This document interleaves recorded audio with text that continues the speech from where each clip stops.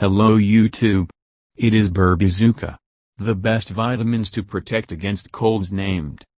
In the cold season, it is very important to strengthen your immune system so as not to get sick with the flu or colds. Nutritionist Elizabeth Stewart had identified essential nutrients that help maintain balance in the body. Vitamin C took the first place. The doctor noted its antiviral properties.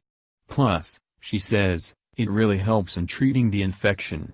Also, for prevention, Stewart advised taking selenium, which regulates inflammatory processes in the body.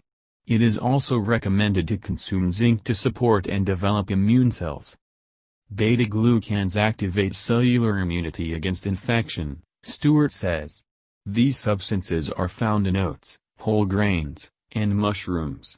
She said shellfish and legumes are rich in zinc, as well as lentils and chickpeas.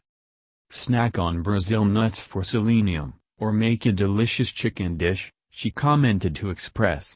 For vitamin C, one of the most important vitamins for fighting colds and flu, add oranges or strawberries to the diet. Thank you for your time and attention listening to me. Don't forget to hit the like button and subscribe to our channel. You can also click the bell sign to be informed about new videos. Have a great day.